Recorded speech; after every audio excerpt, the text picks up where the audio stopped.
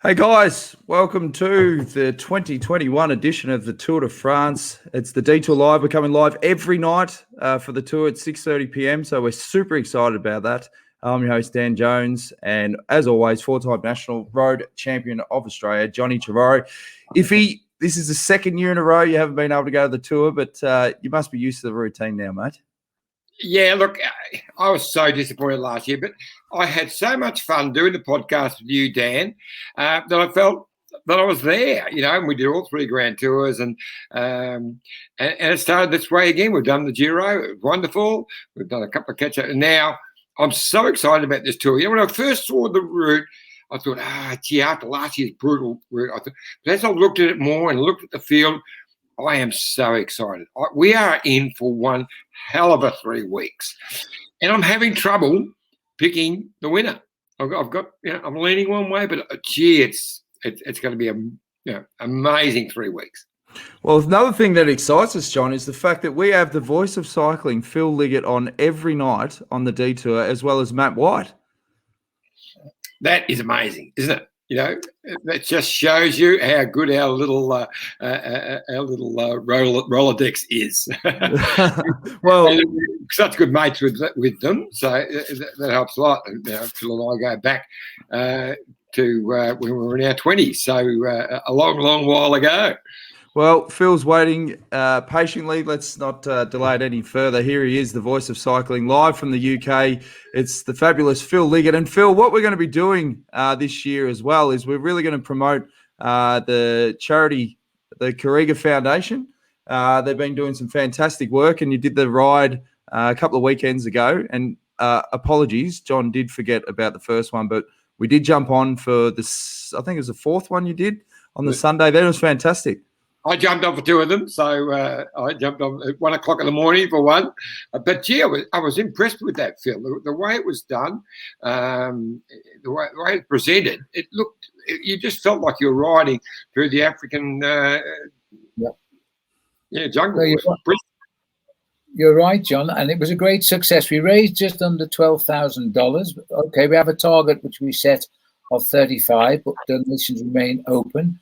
It was popular, and we decided probably from September onward we're going to repeat it once a month, and we'll get different experts in wildlife and in South African situations, and we'll interview them while we ride around various parts of South Africa on our bikes. It's gone down so well, and particularly in Australia. I mean, you're right, John. You guys were getting up at 1 o'clock in the morning on some weekends just to take part in the ride around the Carriga Game Reserve, which is in the Eastern Cape, just below Durban in South Africa. And I tell you, the people who run Carriga do it for the people of the region, and also for the way the animals roam freely, particularly the rhino. And they have the most famous one there, Tandy, that was hacked almost to death to have her horn taken off. She not only survived thanks to the work of the vets, but she's had 3 children since, and the children have had children. She's a big success story. But they've got no money. They've got no money because of COVID. So we're helping them out. Yeah, they can't get the guests like they would normally have. But what I was really impressed with was the technology now with Full Gas, which is an Australian company who set it all up. And it was just brilliant. You really did feel like you were riding through the bush, and animals jumping out and everything. It was just absolutely fantastic. Yep. Well, we're hoping that it'll continue on. Full Gas is a super app, and you're right. It's run by a guy from Australia, Mike Klukas, and he's done a fantastic job. You really feel as though you're riding the roads. As I said, during the month of March, don't forget, John, I rode the whole way from Land's End to John O'Groats on the app. So I went upstairs every day and did an hour and a half to 2 hours on the bike every day for the month of March. I got quite fit, really, because it was a bit cold outside. And we want people to donate, so you can go to the website kariega.co.za/Peloton. There's a button there you can click to donate, and by the end of the month, mate, let's try and get it up to that 35 grand mark. So we'll keep pushing that throughout the month. I never asked for money, but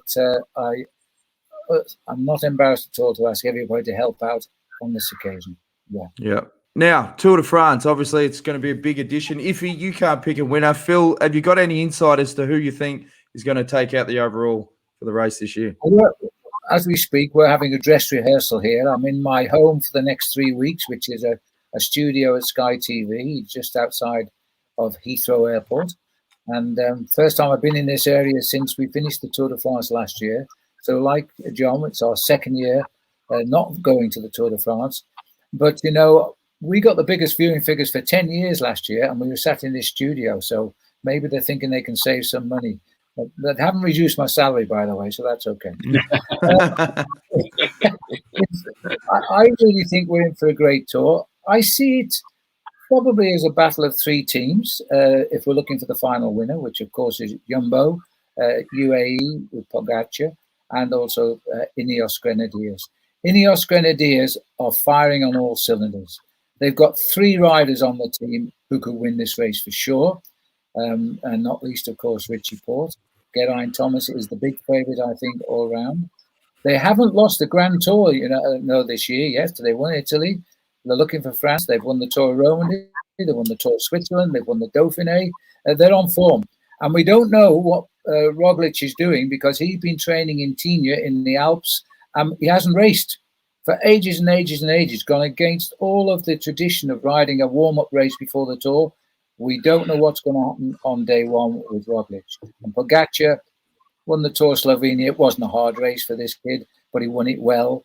He's got the legs, I think, to probably repeat his victory if he has the breaks. But 2 time trials this year, John, 58 kilometres of flashish time trials. Might not suit Pogacar like the time trial last year, which was at La Belle de Planche. Yeah, I agree with mate. Matter of fact, I disagree slightly with Dan. I am prepared to make a prediction. I'm having trouble with it. I was just repeating what you said. I know. I disagree. I'm just saying exactly what you said. I'm having trouble. I didn't say I wasn't going to. Okay. I'm not going to say but sounds like the one I love and know. I agree. It's going to be Ineos versus Slovenia. There's no doubt about that. And they're so strong. I lean a little bit towards Roglic because I just think that Jumbo is strong. It's as strong as, not quite as strong, but almost the same as Ineos, right up there. And the proof will be in the pudding, but the fact that he doesn't look too good there. Nah, I was trying to stitch him up with that photo. That's the top of this penultimate day where we got hijacked. But that's why he's done it. He hasn't raced in Liège. He's gone into training camps, high altitude. He wants to come in and ride himself in a little bit. He's such a talented cyclist. He wants to be going strong in the last week, which is what he got wrong last year. But in the end, I'm going to go with Pogacar. He's 22. He knows what to do. His team isn't as strong, so he's going to have to survive some stages where he is unprotected. But he is a class act. I'm just leaning there just slightly.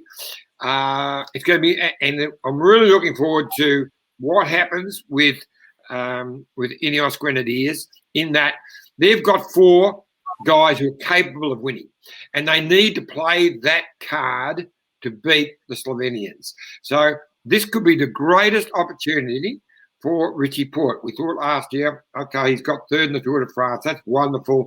He's going to take the money now with Ineos and be a support rider. Well, it could just turn around, and he could be put in a position. He gets up the road. He gets into that yellow jersey, which he's never worn before, gets into there, puts on the yellow, all bets are off. I think for sure he's a smoky because you looked at how they raced the Dauphiné and just allowed him to go up the road and attack. And then that's going to put a lot of the other teams on the back foot, focusing on Richie and, Geraint Thomas and Carapaz. It takes a lot of the stress off them. So they've definitely got cards to play, and it's going to be phenomenal, like the cat and mouse chess piece tactics. But the other thing that blows me away is the amount of preparation that goes into Tour de France campaign. Obviously, we had Alan Piper on the show last year, and he's obviously had a few health issues, but he's still doing the preparation for the team at the Tour. And just on one stage, you're talking 22 slides of notes for stage 8 that goes into each day. I mean, Jesus, come a long way. I remember the early days, with the Green Edge team when we had Robbie McEwen doing the recon, and he's trying to send through the videos, and there was stuff ups with the Wi-Fi, and it's so meticulous, the planning for these Tour de France's. It's this huge evolution, Phil. Absolutely right. It most certainly is. And long gone are the days when Laurent Fignon never looked at the route of the Tour de France till the eve of the race. Those days are well gone now. Most of the riders go and check out all of the key stages. The reason Roglic based himself in Tignes was the important Alpine stages. He's ridden them all, probably more than once, I would suspect. And you're right about Richie. He's riding, I think, his 11th Tour this year. A couple of years ago, he crashed out on stage 9, 2 years running, same stage. So let's see him through stage 9 and then cheer him on towards Paris. But there's so much going for this race, and it starts on day one. It starts on day one tomorrow because it's a nasty little finish, a very, very narrow right-hand turn onto the finishing climb, where if you're not in the first dozen, you'll probably fall off because it really is a silly turn up to the final climb of the day. And what about somebody like Alejandro Valverde? He's 2.5 years older than the next oldest rider in the race. He's nearly 41 years of age, and he's fit as a flea. He could win that climb up the hill and be the first yellow jersey and get us off to a fantastic tour. Well, obviously, Michael Matthews, if he's going to be a big chance for that opening stage. But what I like that Team Bike Exchange have done, Bling he rides on confidence. But I remember when the team, back when he was first with them, presented him with a brand new special edition Bling bike. Now, they've done the same thing coming into the tour. They've given him a special edition Bianchi that looks like an absolute power machine. Yeah, well, this is what it looks like with wheels on it, Phil. Lovely, but nice. It is incredible the effect that this will have on Bling Iffy. You were his bodyguard at the Giro. I mean, there's no reason why he won't be up and about for that opening stage. Exactly, mate. Yes, he loved that the big bike that they did for him at the Giro when he got the leader's jersey. Look, he is a rider on confidence. He's a big chance for the stage one. So what I really like about this race is the first 2 days are tough days, and it's going to be the GC riders like Pogacar, Roglic, Thomas, Richie, up against the classic specialists like Wout van Aert and Van der Poel and Alaphilippe and Bling. So it's going to be a mix. It's too hard for the sprinters. The Caleb's Nat are going to have to wait till stage 3 to show us stop this stuff. But look, it is, as you showed, right, that last bit on that map there, Phil, turns that corner and up, it's quite steep. Alaphilippe come out and said that it was much harder than everyone thought, and it could really test even himself. But I said, and I spoke to Matty White yesterday when he was driving up the course, and as he got to the top, he said, "Nah, he's full of shit. It's fine. Blink can win this. So, all good." And then this is... Yeah, it's a good choice, John. Stage 2. By the way, climb that same time as the men earlier. They climbed the hill 4 times in the women's event, La Course. So they've got a tougher challenge, I think.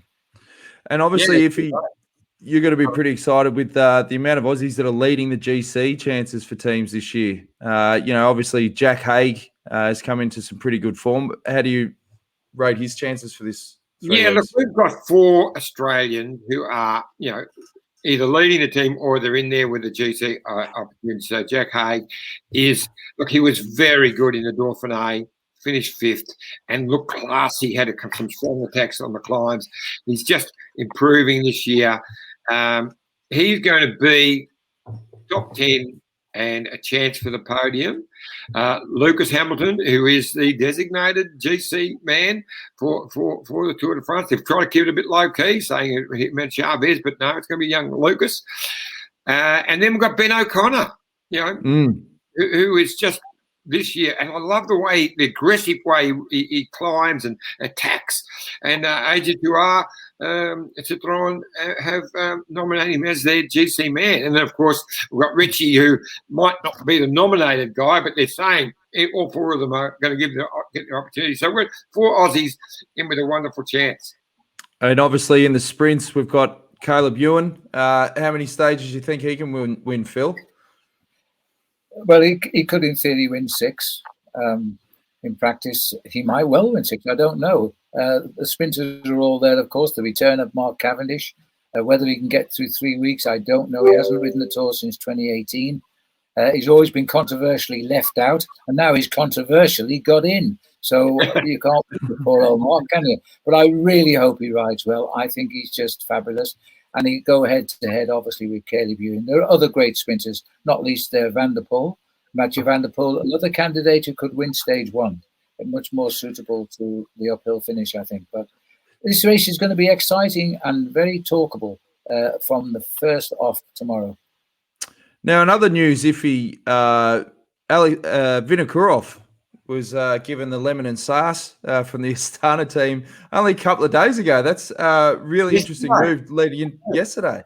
Yeah. Leading into the Tour de France, there's obviously been a bit of a dust-up, and Vino's come off second best. Well, I thought he was in control of that team. I really did. I didn't think anyone could sack him. I thought he was right. Godfather. Best mates with the boss of Kazakhstan. Look, who would know? I've never been a fan of the Astana team. I find them. I suppose I shouldn't say they're shonky, but I will. They're shonky, and he's just as shonky. I mean, he might be Olympic champion and all that. No time for him at all. And you live by the sword, die by the sword, I guess. Geez, I wouldn't be going to Kazakhstan anytime soon. I think you might go missing, mate. You'll have your visa revoked straight away, John. But in fairness, Vinokurov also thought he was in charge of the team. And that's why he's issuing a lawsuit now to get his job back. So we'll see what happens there. But you're right, there's always been controversy surrounding the team. I've never been a big fan of the team myself. But I think they're riding very well as a team just now. And obviously, Fulsang is looking for a high finish too. We'll be certainly talking about Astana, a Premier Tech, during this Tour de France. There's no doubt about that. But there is something more to why Vinokurov has disappeared in the last 24 hours for sure. And in other news as well, we want to send a shout out to Kun de Court, otherwise known as Aussie Kun.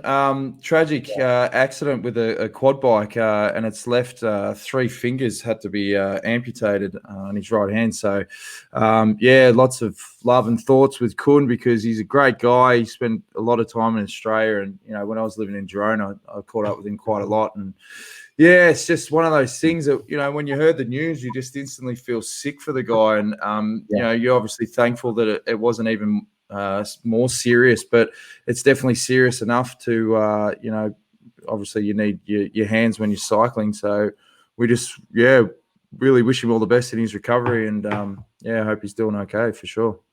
I like second that, Dan. I really do. Kun was a great friend. I used to come out of the hotel, the Prince of Wales in Melbourne, up in St Kilda there, and I often would see him coming in off the beach road.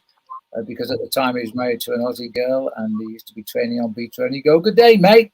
You'd think he was an Aussie. And we started to have a long chat. And then he was a brilliant rider on the team. He wasn't selected for the Tour this year. Maybe that's why he was out riding a quad bike. I don't know. But it shocked me yesterday morning, my time, when I saw the news come up on my computer. To lose fingers is bad enough when you're not an athlete. But honestly, I can't see how he can continue now as a pro. I find it devastating. Okay, he's at the wrong end of his career, but what a way to end. I know, it's shocking. I'll run through a couple of the viewer comments, and we've got a competition this year, Iffy, for the best comment for each week of the tour. We have. Let's Go Motorhomes back in as a partner, which is sensational. So thank you, Andrew. And the best question each week will win a $500 Let's Go Motorhome voucher. We have to work out who's going to select that because last time I copped a bit of flack from my selections on it. So we might throw them to Phil. We'll send all the questions to Phil and let him pick it. Okay. Well, I'll just start. I'll just start rattling off a few. Stuart McCulley says, "All the best, fellas." Gary Tilley, who's a regular watcher of the show, says, "Good evening, Phil, Iffy, and Dan." B. Foxcroft says, "Morning, boys. So pumped for the tour. How many stages can Team Bike Exchange expect to compete in? Hope to see Bling pick up a couple of early ones and get the yellow for the first week. What do you think, Phil?" Perfect scenario if Bling does do it and keep the yellow for the first week. I think the yellow will be thrown around more than once during that first week of the tour. It's 2 days before the sprinters have a real crack. Don't forget, they won't be in competition till day 3, when we might see Cavendish and Caleb take it on, and of course Bling. But Bling is more suited than the other sprinters to getting something out of the first 2 days of this race as well. I think the Bike Exchange will be prominent. They've had a fabulous year so far.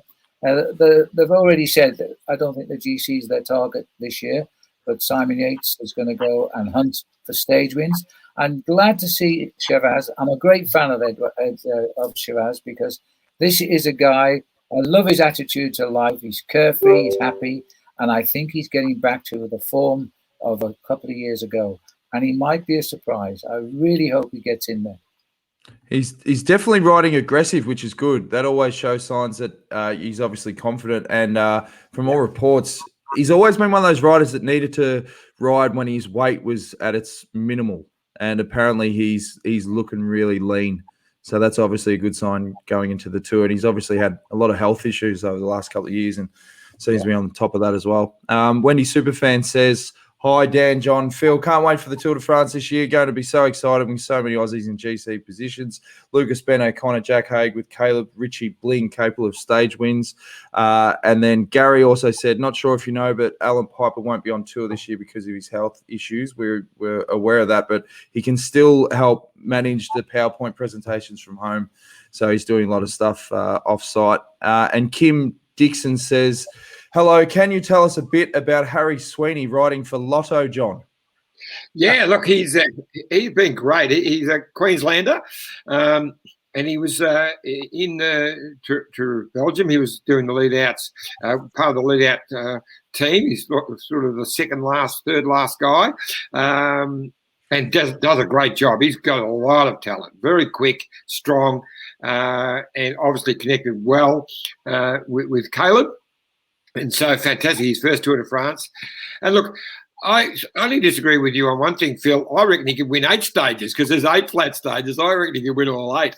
But he traditionally gets going takes a couple of stages to get going. So I am so looking forward to those finishes. Tim Mullier is a fantastic sprinter as well. And to see Cav back in, I mean, just how exciting. Bad luck for Jamie Bennett that he's got a knee injury, but Cav back in, and it's just been a fairy story. I mean, the greatest sprinter, he is the best road sprinter that the game has seen, no doubt. If 30 Tour de France stage wins, world champion, even though he just pipped Gossi, but doesn't matter. Lance and Remo, he is a class act, but then he got that. It's been a bar virus. It set him back. He's had all these challenges. And it was like a fairy story when he won those 4 stages in Tour of Turkey. But then his stage win in Belgium, that was something else. Well, absolutely. Best sprinters, put him away, and he's back. So I really think the Cav's going to win stage 3. And I'm just looking at your polo shirt, Phil, how excited would NBC be if Mark Cavendish, because, let's be honest, the Americans love a good fairy tale documentary with the right emotional music and with your voice over the top. Oh, I can see the producers salivating. You're right. They've actually commented on that already back from over in Stamford, Connecticut. They're really happy that Cavendish has been selected. And there's also quite a lot of cheers. Nasser Bouhanni has been selected because he's the champion boxer of the Tour de France. He's always getting into aggro.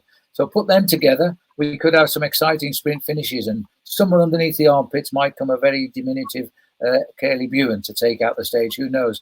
We're starting on equal terms anyway, John. You've got 10 Aussies in the Tour this year. We've got 10 Brits. And we've got 2 Brits I'd never heard of. A guy called Mark Donovan, who rides for Lotto, and the guy, and you can't get more British name than Fred Wright, riding for FDJ. And I thought, who the heck is Fred Wright? Turns out, I think he's the 3rd youngest rider in the Tour. The team, FDJ, he's always raced for, and he's come through the ranks, and he's on the World Tour squad, have great faith in, as do Lotto with Donovan. They're really backing these 2 kids, but they never came through the system in Great Britain. They went to Europe, and they made it there. So I'm looking forward to a lot of aspects of this year's Tour. And we've got 44 5 first-time riders in the Tour this year, from memory, that is. That's about average. We usually get between 45, 47 every year, so no surprises there. But a lot of youngsters, of course, who are going to show the oldsters how to get to Paris, I guess. Well, it's interesting, the FDJ, one of the great traditional French teams, but we've also got Miles Scottson in there as part of the lead-out train for Andre Demar, who is going to be a serious challenger, one of the big challenges for Caleb, for sure. But they've also got David Gaudu, who is, I think, the big French up. He's the only Frenchman in this bike race who is a chance to get on the podium. And he's the man for the first 2 days as well, Gaudu, because he comes from Brittany. He lives very close to where the finish is. So he wants to show his colours, as in does Warren Barguil as well. Now, Phil, before we let you go, how's the preparations been for you for the Tour de France? Have you researched all the chateaux and all the regions and the food and wine? I'm going to show you my chateaux. Nobody's ever seen this famous book. Hang on. Can you see how thick that is? Yeah. Yes. That is all my history of the chateaux of the Tour de France. Now, the skill of the job is to find the right chateau on the right page when you've got 545 pages, when you've got 1 minute on air to find it. But that's a challenge that we'll face up to on the day. But yeah. So just play chateau, mate. No one will know the difference. Well, that's right. As I always said to Paul Sherwin, just tell them Louis XIV lived there, because nobody knows. And he lived everywhere. Yeah. Well, it's been fantastic having you on for this Tour de France preview, Phil. We really appreciate it, mate. We've done a lot before, but now it looks like a permanent slot. The viewers will all be turning off by Tuesday. They miss your dulcet tones. Normally, you used to always be doing SBS, NBC, but it all got a little bit crossed over. So now you're still doing it for the big American network. But we're missing you. They're missing you here. So this is their opportunity to still hear those dulcet tones, mate. The voice of cycling. Well, even though they never hear me in Australia on the networks anymore, through no fault of anybody except the organisation wanted to change the system. My biggest mailbag comes from Australia, which I'm delighted, because I love working with the Aussies. They're so easy going. But look at you two. I mean, here we are having a serious conversation and making light of it. And after the games are over, of course, I'm with Channel 7 for the Olympic Games for the cycling. So, yeah, my life seems to be in Australia, even though I'm 20,000 kilometres away near Heathrow Airport. Well, as we said, mate, we'll have your co-commentator, Scotty McGrory, on tomorrow night with us as well, because Dan's taking a holiday. He's trying to have a day off. It gets hard, 3 weeks is hard. I'm on kid duty, John, and you can't, when you're dealing with a 3 and a 2-year-old, if I tried to do this podcast, it would be an absolute nightmare, mate. It'd be like a horror version of Play School. So I'm hosting tomorrow night, so all hell. So far, I've gotten away. We've done it 3 times now, and we've got away with it. Who would know what will happen tomorrow? But and Scotty's going to come on as my sidekick, and he's your co-host with Channel 7 for the Olympics. So I'm sure we can have some fun tomorrow. And as we said at the top of the show, donate. It's a great cause. Carriga.co.za/Peloton. Get behind it, and we'll be plugging that throughout the month. So all the best, Phil. Good luck with your voice recording. The lady who runs the Carriga Foundation will be seeing this podcast as well. So she's getting very excited about what you can do to keep those animals free roaming, and the local people, in some form of employment, because COVID is stripping out all the game parks of South Africa. Oh, well, it's a great cause, and we'll be pushing as hard as we can, mate. So thanks for jumping on the show, and we'll check in again tomorrow, mate. Looking forward to it. See you, Can't wait. See you. Thanks, mate. Can't wait. I'll do all the free stuff. Now I'll do some real work. Okay. Good on you, Phil. Cheers, mate. What do you get paid for? Phil Liggett, the voice of cycling. It's time now, Iffy, for a word from our sponsors, and we've got a new ad from Let's Go Motorhomes. So it's exciting. So after the break, we're going to have a chat with Team Bike Exchange Head DS, Matt White. So stay tuned. We all love an open road, and often they're easier to find during quieter times of the year. In a Let's Go motorhome or camper van, you can road trip in comfort and style any time of the year. When the roads are quiet, you can get where you want quicker and easier without jostling for position. Chances are your destination won't be as busy too, which means you'll enjoy your travelling adventure even more. Plus, if you book a Let's Go motorhome or camper van in the off-season, you pay less, meaning you can travel longer. There's a type of motorhome or camper van for everyone, so you won't have to compromise on what you want. The whole range has the things you need to help create the perfect road trip experience, including heating and cooling, keeping you comfortable on the road all the time. Whether there's 2 or 6 of you, there's a motorhome for everyone. And in a Let's Go motorhome, your journey can be just as fun as the destination you want to reach. The open road is calling. Check out some of our great offers online today and start planning your next road trip. Rain, hail, or shine. Look at this bike. You think it's just a bike, right? But it's not. It's a bike. 374 people are looking at. This guy, this girl, them, all looking at it. People from here, there, and wherever this is. People that are looking for a bike. Or just a piece of it. Amateurs, semi-amateurs, and pro-amateurs. This guy wants this bike, but with this crank and these bars. This could be the perfect match. But not this one. This girl has a bike to sell, and thousands of people might purchase it. Eyes on Bikes help grow small businesses. His, hers, yours, and the latest data and insights help those businesses keep moving. We are the world's #1 bike marketplace, with over 500,000 products and 900 brands, where buyers and sellers are brought together in a place where a bike is never just a bike. Bike Exchange, where the world buys, sells, learns, and rides. Thanks again to Bike Exchange and Let's Go Motorhomes. And as we said, the best question of each week will get a $500 voucher selected by Phil Liggett, who's been thrown under the bus.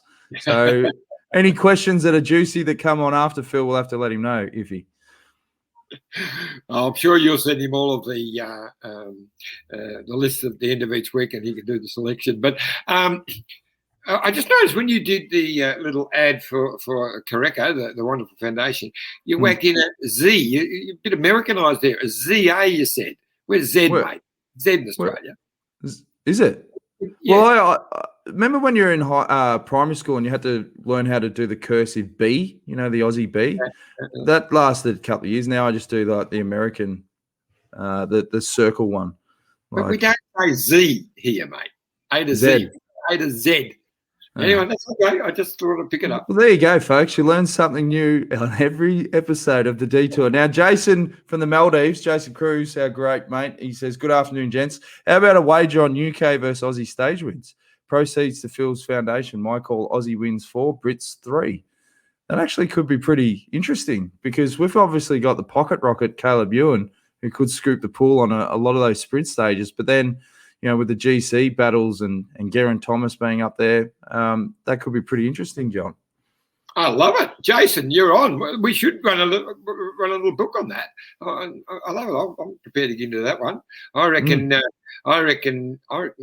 Caleb will win 4 on his own. And I'll tell you who's going to be winning some stages. Simon Yates. Simon is definitely not going for GC because he's it's too hard to do the Giro in this. And his focus right at the moment, other than Tour de France stage wins, is the Olympics. He's really keen to do a really good ride in the Olympics. And it's only a week, or even 6 days after finishing Paris to the Olympic road race. So he'll be, even if he gets to finish the Tour, he will be taking it a bit easier in the last week, trying to come out of this Tour with really good form. But he's a big chance for some good stage wins, mountain stage wins. So, yeah, Michael Matthews. I reckon Aussies could be looking 6 or 7 stage wins. Yep, it's going to be interesting. Now, we've got another comment from Scott Davies. Says, g'day, fellas. Looking forward to the next 3 weeks. Hoping it's the return of the Colombian kangaroo. Now, I think it's going to be interesting because we can obviously ask Matt White when he comes on. Chavez is going to be riding in support, obviously, of Lucas Hamilton. But like with most teams that are riding GC, you don't want to not have them both sticking together at the pointy end, particularly in the first sort of block, just as a reserve in case anything happens, John? Yeah, look, I think the biggest problem for Esteban, and he has got good form, and he'll go okay, but he cannot gain enough time. He's not going well enough to gain the time he would need for the time trials, because he's not a great time trialer. He has improved, but seriously, he's going to lose in those 2 long time trials. You've got 50-something kilometres of time trialing. He's going to lose minutes on the likes of Roglic and Thomas and Pogacar. So, whereas Lucas is not in the class of those guys in the time trial, but he is still okay, and his time losses will be a lot less. Obviously, with Sam Bennett out, and we can ask Whitey this as well, but surely Bling would have to be thinking about the green jersey as well. Yeah, interesting. There's a really good story on Cycling News. I think it was like Tips of Cycling News today, with Bling throwing his hat in the ring for the first 2 stages and just said, look, we'll see about the green jersey. Look, this year, more than before, I think Caleb is going to be a big chance because there are 8 flat stages. So whereas other years only be 4 or 5, and a lot of intermediate stages where the likes of Sagan would get up the road and get some extra points. Not as much for him this year. Sagan is still going to be, the one he's got to beat. No worries about that. He's not that far off the old Sagan. So he will be in the mix. What will be interesting, we'll find out really tomorrow, because last year, I think Caleb finished about 5th or 6th in the points without even going for it. He just got in the stages that he went for. But he never went for any of the intermediate sprints. And there's serious points up for the intermediate sprint each day. He never went for any of them. First 2 days, he's not going to be anywhere in the mix in the finale. It'll be interesting to see if he goes for the intermediate sprints on those 2 days, those first 2 days. If he does, then that tells you he's going for the green. Now, another interesting character that's going to be riding the Tour is our old mate Chris Froome. Froomey, he's said in the media that there's a good chance he'll be going back to get bottles. I'd say that's paying about $1. And he said, what would be a fairy tale is if he could pinch a stage. I reckon that's unlikely given the form that he's shown so far, and it was a pretty serious injury that he's coming back from. This is obviously a bit of a publicity thing, do you think, John? The fact that he even got a start and to have his wealth of knowledge in the team bus and so forth. What will be his major role? It's interesting, isn't it? We've been debating this a bit on recent time, on and off air. I think it's a very smart move to put him in because it's the only way he's going to ever get back to some sort of semblance of the great form he used to have. It's been absolutely just terrible to have to watch him struggling and getting spat out the back as soon as the pressure comes on the climbs in the lead-up races. And there's no way he's going to feature in this. I can't see him winning a stage either. But this is part of the stepping stone. A champion like Chris Froome will come back. I don't think he'll probably ever win the Tour de France again, but he'll be back and in contention by next year. So he'll most likely ride the Vuelta. So this is a really, if he can use this as a stepping stone, put in a decent Vuelta and get himself right to be next year at the pointy end of the bigger races, well, that'd be wonderful to see. Because what defines these guys, when you get the superstars of the different generations, the Eddie Merckxes and the Hinos and guys like that over the time, what differentiates them is this will to win, something really special in their DNA. Lance Armstrong, he was on TV the other day. What an amazing show! But forgetting all the other stuff, he had an absolute, will to win. That was probably the strongest I've ever seen. And Froome's got that, and so. It's all part of. He's not here to make up the numbers. He's not here to get the dollars. He's here to get back to the pointy end, and he will. I've had a suggestion from Peter Morris. How about a Detour Fantasy Tour de France League? I think they're running a few fantasy competitions, but that's technical stuff. I mean, you're going to have to get on a computer and pick riders and your microphone broke down today. I mean, that's just going to cook you. I don't think you'd be able to do it. I think you're better off just throwing out who you think's going to win the stage each night and just keep it simple. I think it's a fantasy. And Sally says, will Caleb try and finish the tour, or will he leave when there are no further stages for him to win? Well, obviously the Champs-Élysées is a big one on the last day, so that's enough motivation, you think? Exactly. He wants that. That is the stage every sprinter wants to win. No, he'll be staying, and he'll be going for the green jersey too. And it could be that last stage that gets it for him. Now, we got a WhatsApp from Whitey. He's just in the directors' meeting for the Tour de France at the moment. And these directors' meetings, they can be quite long, quite boring. And given that we're in the middle of a pandemic, I'd say there's going to be so many more protocols that they're going to go through. And if there are little tweaks, are there any new tweaks to any of the rules, John? Like with the throwing biddens to fans and all that sort of stuff that you've read up on? Well, they've allowed that. They changed that rule just at the start of the Giro. So you can't smash it to them, but you can give the bottles to the fans. So they've made it a little bit tougher. I still reckon they should get that system with the targets and throw the bottles and the rubbish through the target. We could have a special jersey for that, but it could be sponsored by Target. Target bullseye jersey. Exactly. It's a no-brainer. Yeah, it's going to be interesting, but obviously, not being on the ground at the Tour de France, even talking to the media guys, like the dynamic has changed considerably in terms of access. Like, even the photographers, they used to be able to get in on the buses and get all the, intimate photos and shots. And, we've still got the protocols with the interviews and so forth that I think it plays into the hands of guys like Richie.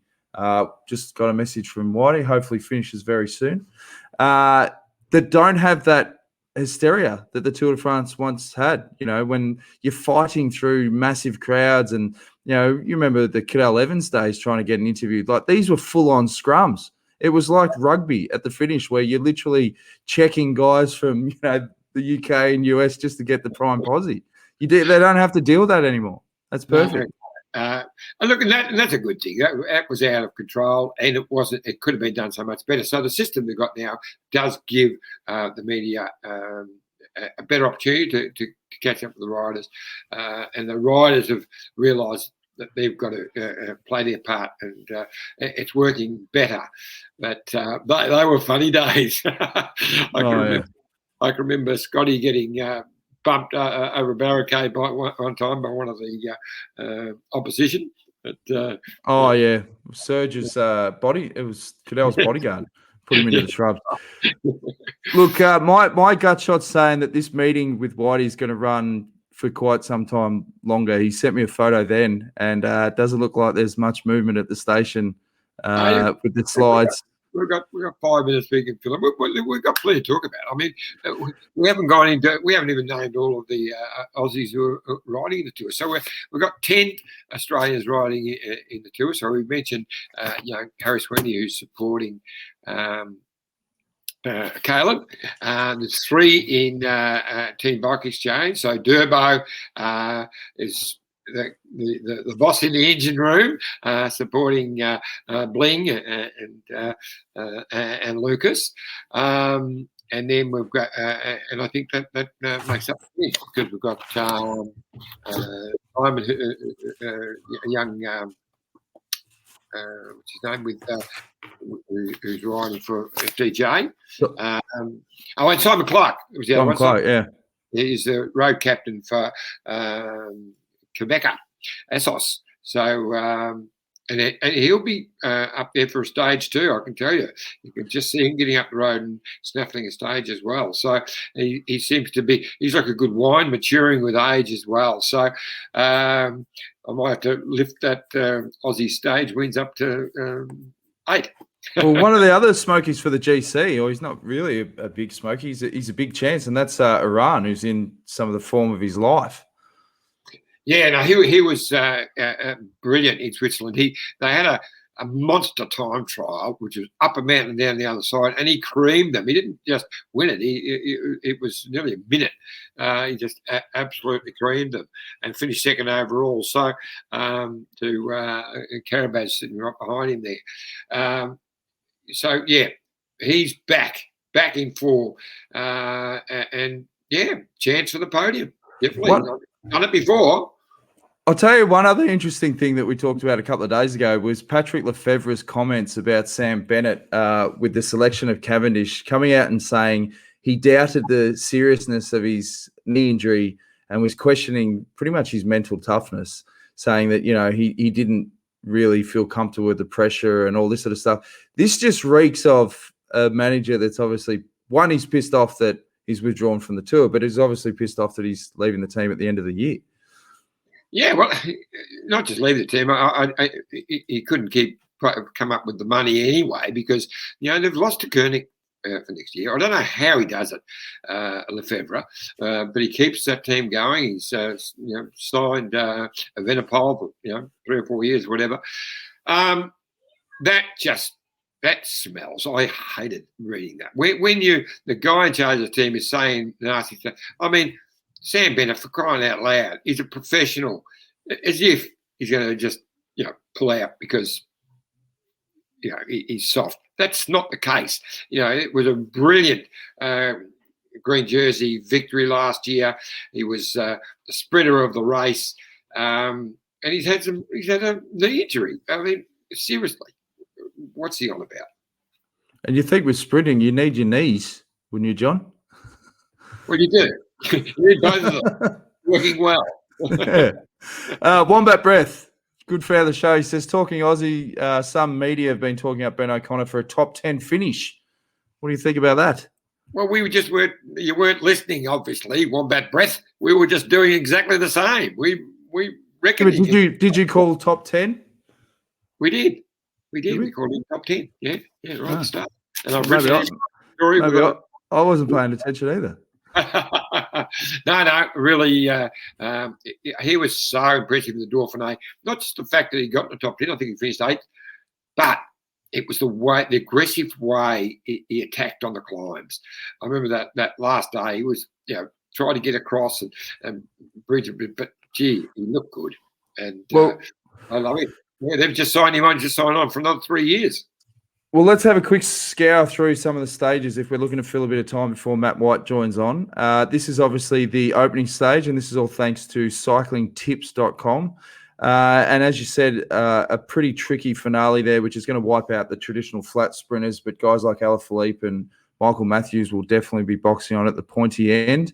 And then you go across to stage 2, which is also a bit tougher finish there, and that finishes on the Murder Britannia. Is that the stage that Cadel Evans won, or the climb in 2011?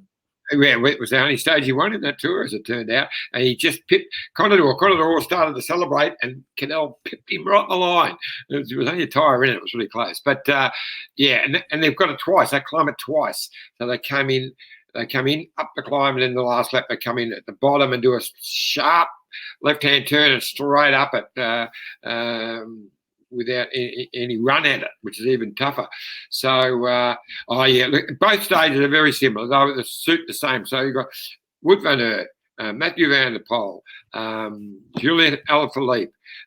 You've got Pogacar, Roglic, Michael Matthews, Thomas, and also Richie. He's going to be in there. So the mixture of the GC riders and the one-day classic riders is going to suit them. And the sprinters, unfortunately, won't be able to get up this one, either of these 2 days. And then we go to stage 3, which is a bit more of a traditional sprint stage, 2 Cav 4s, and it's 182.9 Ks. This is what I like about the tour as well. They sort of keep the distances around that sort of 180 mark, particularly early on. It's not like the Giro and they try and play funny buggers. But this is a sprint stage that Cavendish still has the top end speed. If he's dropped off with 150 metres, 200 to go in the right position, he's still quick enough to, and we saw that in Belgium. I think if he gets the really good lead out, and as we know, Caleb, traditionally, he said in an interview I saw on SBS that normally doesn't do too well early, and then normally they open up with a sprint stage, which adds a lot of pressure when there's a yellow jersey up for grabs. But he said, I can sort of work my way into it for the first couple of days. But I just got a gut shot, mate. I just think that Quickstep are going to drop him off right in the sweet spot, and he's going to ride with one of those, nothing to lose mentalities, because he doesn't. He's got nothing to lose. He certainly hasn't got anything to lose. I think Caleb will beat him, but he's going to be in that mix. And it's funny because Phil mentioned Nasser Bahani. I'm looking forward to him getting back. Yeah, the boxer. Yeah. He's had a holiday earlier in the year for roughing someone up on the sprint, so he'll be in the mix. But Andre Demar, Tim Mulier, there's some serious good sprinters here, so it's going to be brilliant. Yep. All right, stage 4, 150 Ks. This also looks like one for the sprinters again. So this could be, if Caleb does win that stage 3, this could be back-to-back, riding high in confidence iffy. Same culprits all in the mix. Yeah, and again, 150 Ks, perfect. Shorten it up. You don't need to stretch this out. And it's going to be quite windy through this area, as you know, John, which is obviously going to throw a bit of a cat amongst the pigeons. If you're GC, it's all going to be positioned because, as we're saying in the tour, you could lose 40 seconds to a minute quite easily if you're not in the right spot. Yeah, so Brittany is known for its windy conditions, especially when they're anywhere near the coast. And also, but the weather's been a little bit rough the last couple of days. When I was talking to Warrior yesterday, it was 13 and a bit of rain and stuff. So whereas he left the bottom of Spain, it was 30-something degrees. So he's gone up to 13. So it'd be interesting. I'm sure he'll be on any minute. We'll get the latest. So let's have a look at the next one, mate. All right, this is this is the first TT, 27.2K, stage 5. It's a little bit lumpy in some parts, but it's just the amount of time trialing, as you said, John, that makes it very difficult for the GC guys that aren't TT specialists or don't enjoy that. This will be a crucial stage, and we'll really find out who's who in the zoo. I'm looking forward to see how Roglic goes in this. This will tell us a lot. Everyone else we know their form. Roglic is the mystery element in this tour because he has not raced since Liège, Bastogne-Liège. So he's just done all his preparation as up in the high country doing altitude and things like that. So it's good for him. This is stage 5. So he will have had those first 2 days, which will be under the pump, and then a couple of sprint stages, and we'll see how he goes here. Will tell us a lot. Yep. All right. Stage 661 Ks. This is obviously another one for the sprinters. Iffy. This could be Caleb Ewan's 3rd stage win. Yep. Oh, yep. Exactly. Stage 7, 249 Ks. That's the longest stage of the tour in 21 years, they say on Cycling Tips here. And it is a pan flat stage. They're saying it could be a breakaway finish here. Pan flat start, but that's a toughish finish, and that probably it's more a Sagan type stage, Van der Poel, Van Aert type stage than the sprinters. We've got that last Cat 2 with 30K to go, and then a Cat 4 after that. I don't think Caleb and co will get over them. And it's finishing in La Crusoe. They must make those pots. They're awesome for stews. You got one of those? I'm having some tonight. Yeah. Tell Phil he can add that to his Chateau book. This is stage 8, 151 Ks, and this looks like the GC guys. It's going to be pretty gnarly there with a couple of you got 3 Cat 1s leading into the downhill finish into Le Grand Bonnard. Yeah, Le Grand Bonnard, which we've stayed in a few times over the years, Dan. There's the Petit Bonnard and the Grand Bonnard, and the 2 hills near each other. It's interesting that there's only 3 summit finishes in this Tour de France, which would be the least in a long time. So that's still tough. You know, you got 3 Cat 1s in the last 50K, which will, but it probably doesn't suit Richie quite as much. He'd much rather have a summit finish than a descent. But he looked a bit better last time in Dauphiné. He's descending, which has never been his strongest point, but he looked a little bit better. And his teammate G, Grant Thomas, he actually is a fairly good descender, but he manages to fall off. I don't know whether he's overconfidence or what. So I don't know. Let's hope that the two of them can get through. So continue on. Stage 9, 145 Ks. This is obviously another one for the mountain goats. I've got a HC climb in the middle there, a couple of Cat 1s and Cat 2s, Johnny. And again, I love this, 144 Ks. Doesn't need to stretch it out. And this is a really good stage. You start, you've only got 20K and then straight into a Cat 2, and then a Cat 1, a HC, Cat 2, and then we know that climb. It's a really good finale.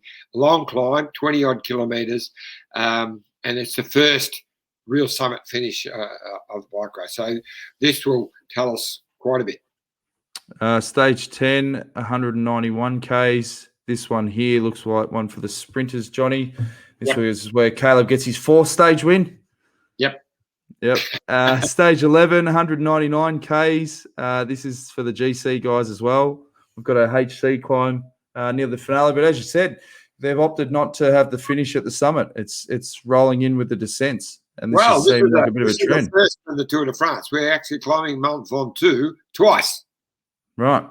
So we've got 2 ascents of Mont Ventoux. So it will be, very interesting. The most crowd I've ever seen to this day was 2009 Mont Ventoux when Lance was made his comeback. And it was literally for the last 20 Ks, I reckon it was 15 deep the entire way up the climb. Phenomenal. Yeah. But the picture should come up really well there. 160K stage 12. This is another one for the sprinters. So this is where Caleb wins his 5th stage, Johnny. Yep. Stage 13 is 220Ks. Carcassonne. Now, I remember staying there. That's where you've got that medieval town. And they tell the famous story when the town got locked in and they were surrounded by the army, and they threw the catapulted the pig after, 3 months or something? Yeah. And the pig exploded and had all this rich food in it. And then the army thought, well, if that's what the pig's eating, how much food have they got in there? And they left. It was a very smart and Carcassonne's famous for its beautiful what's the French stew that they have there? Just can't think of it now. Beautiful. Yep. Beef stew. Le beef. Stage 14. So Caleb wins his 6th stage there, John. Stage 14, 184 Ks. Cycling Tips are predicting one for the breakaway. Stage 15, 191 Ks. This one looks pretty gnarly as well, John. But again, like it's a descent into the finish. Yeah. You've got 3 Cat 1s. Right? Yep. Yeah, 2 Cat 1s. Andorra, what a wonderful place. You know why they're doing the descents into the finish? I just thought of it then. It's obviously a logistical thing as well, because when they do these mountaintop finishes for TV and to get all the trucks and all that sort of stuff, it's a nightmare. And obviously with COVID. With the COVID, it might be. I didn't think of that, mate, but you could be right there. But Andorra, with a bit of luck, there'll be a nice little restaurant with squid. And Fred Flintstone's legs of lamb. Yeah, and finished off with some grappa and limoncello. Stage 16, 169 Ks. This is again one that Cycling Tips are predicting one for the breakaway. Stage 17, 178 Ks. This is GC. This looks real juicy at the finale there, John. 178 Ks, as we said, 2 Cat 1s, finishing on the HC. I'm shocking with my French pronunciation. How do you say that final climb? Saint-Lary-Soulon, Col de Potet. Perfect. Yeah, not really, but it'll do. It fills you. It won't fill anyone else. But, Yeah, this is a wonderful stage. Matter of fact, probably the stage that could decide this tour. It is a beautiful stage. Stage 18, 130 Ks, GC men again. You've got the two HC climbs here. Luz Ardennes. We've been there a few times. Yes, famous ski village. Yeah, famous Phil Liggett. Phil Anderson did a fantastic ride up there many years ago to get the yellow jersey. But yeah, and 2 days in a row. So this is really going to test the GC boys. And again, these short stages, I love it. I absolutely love what the Tour de France are doing here. Short and sharp. It's just going to be on from the gun. It's going to be fantastic. Stage 19, we're getting to the finale here. One for the sprinters. This is where Caleb wins his 7th stage and is just shattering all records. And then stage 20 is the individual time trial, 30.8 Ks, Johnny.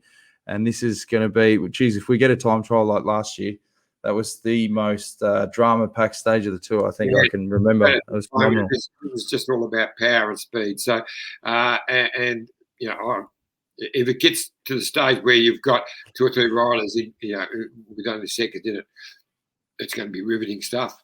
Yep, and then obviously the last roll into the Champs-Élysées.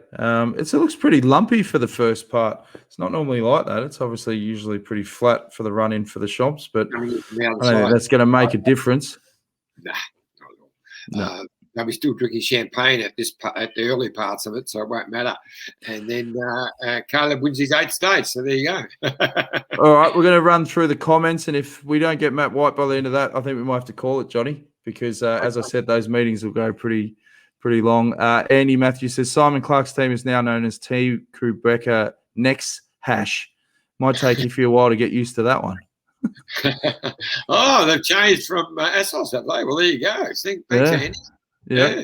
Kirsty Baxter, good to have you back, fellas. Good to tune in, Kirsty. Kim Dixon says, a new sponsor for Team Bike Exchange, John. Yes, we have. We've got a great new partner. I wrote some stuff down about it somewhere, but I don't know where I put it. But Alula, which is a province. You're just touching the mic, John. Are you there? Sorry, mate. Yeah, there's a bit of feedback. You're running your hands over the mic. Oh, I was just looking for a bit of paper that I wrote a bit of information on, but I can't find it. But Alula, it's a region, a historic region of Saudi Arabia, and they've come in as a wonderful partner for this year. I think it's a 3-year deal, which is amazing. And yeah, we'll learn more about that as the tour goes on.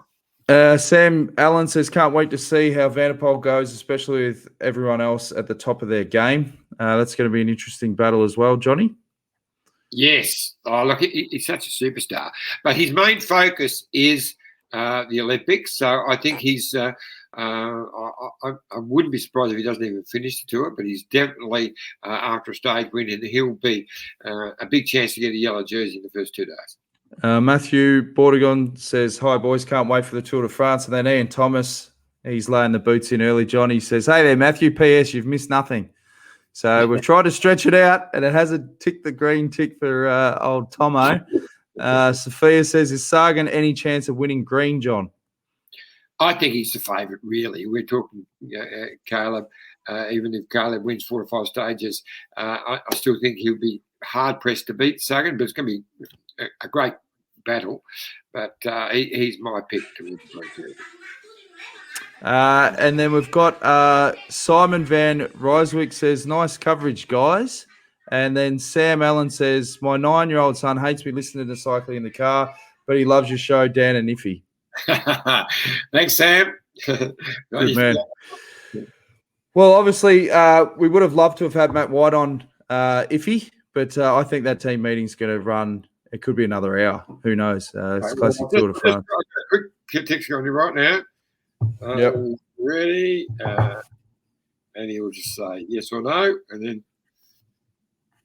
We'll have a quick yap with him. If not, well, we'll talk to him tomorrow. He's it'll be easy once the tour starts, but this is the penultimate. This is a preview show, Johnny. I think he'll be up and about tomorrow, and we can do a pre-recorded interview if needs be. Get him on a bit earlier, so I don't think it's going to be a big issue. So, and we're trying to keep it short and sharp because obviously the coverage starts on SBS.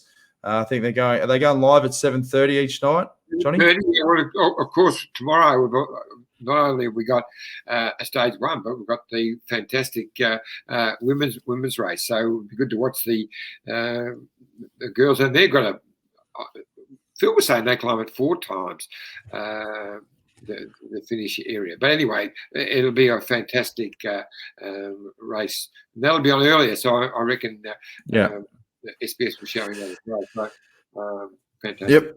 Wombat Burst says, thanks, guys. Looking forward to the next 3 weeks. Cheers. And Gary finishes it off with Whitey's giving you the lemonade, the lemon and sauce. No, it was the Tour de France's fault for dragging on that bloody team meeting. But he will be live tomorrow because, as we said, if we can't get him live, we'll pre-record an interview and we'll be able to preview all the big action or pending action from the opening stage at the Tour. And as we said earlier, there's a lot of pressure on you, Johnny, because you're going to be in the host chair. We'll have Scotty McGrory on, Phil Liggett, Matt White. But I'll be looking after the kids, mate. So I'll be there ready to join you on Sunday night. What could go wrong? Tune in for that. We'll be live 6:30 Australian Eastern Standard Time. Thanks again to Phil Liggett. Thanks, Iffy. And we'll see you again tomorrow night. Take it easy, guys.